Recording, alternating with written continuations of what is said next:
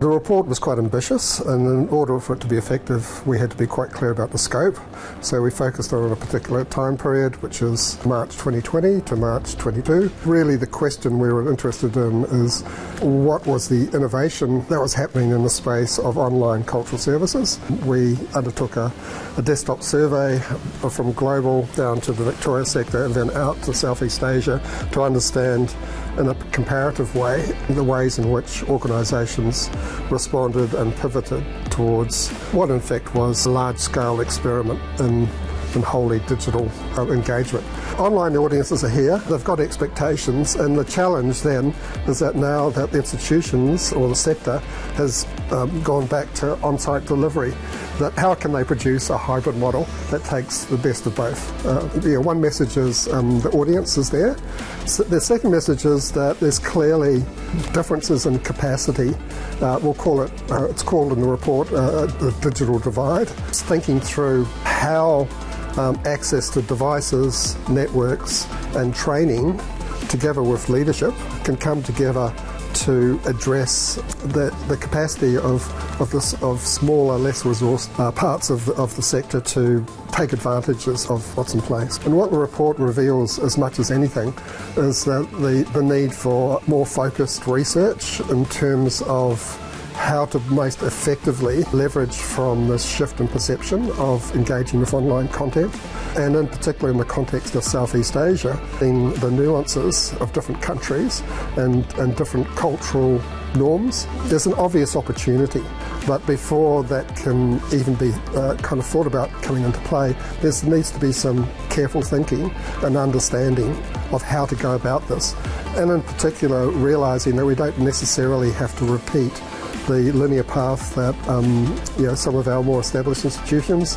There's an opportunity for step change.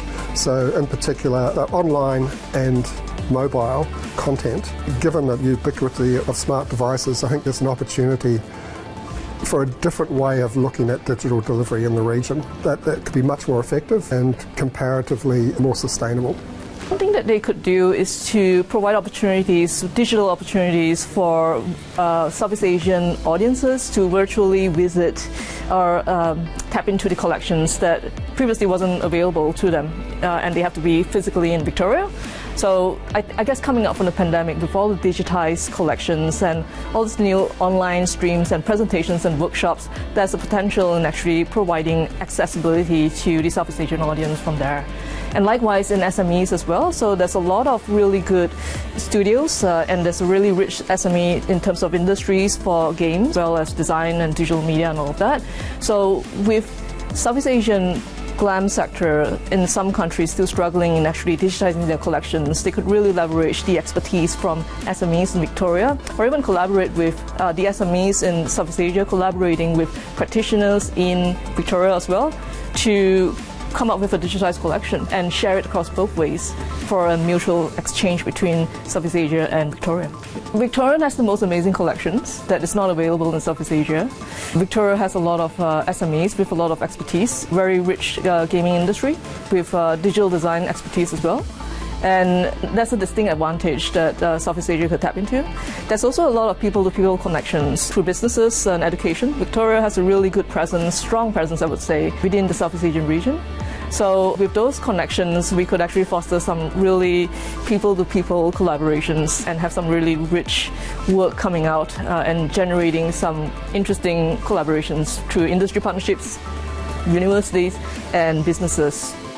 I think the report is really timely. I think it does recap a lot of what a lot of us were going through, and it's really nice to have that zoomed out view and see our context. And it's very hard when you work inside a museum or gallery to remember that there are other people facing similar challenges, and it's very valuable for this report to remind us of the innovation that period, despite its trauma, has created, and how we might think about leading that forward. Victoria's really well placed. I think we've been innovators in the digital space for going back 30 plus years in digital culture, and the focus of government on culture being a real differentiator in the brand of Victoria and also Melbourne as a city, and the SMEs here, particularly at the moment in the games and the interactive space, is really phenomenal. Also, of course, our deep historic cultural links with Asia too.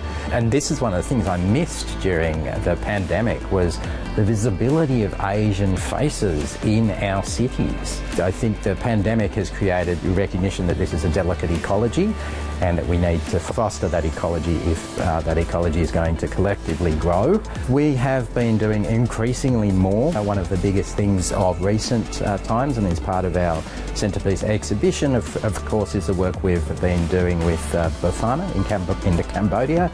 So working with them in restoring and preserving pre-genocide film archives. Also, of course, we co-develop and tour exhibitions within the region, and of course we commission artists and work with artists in the region too, and of course through the universities who welcome many visitors from that region who become collaborators in the future too. And I'm very focused on rooting our institution in the Asia Pacific. I think that's even more critical now as we go forward into the next 50 years.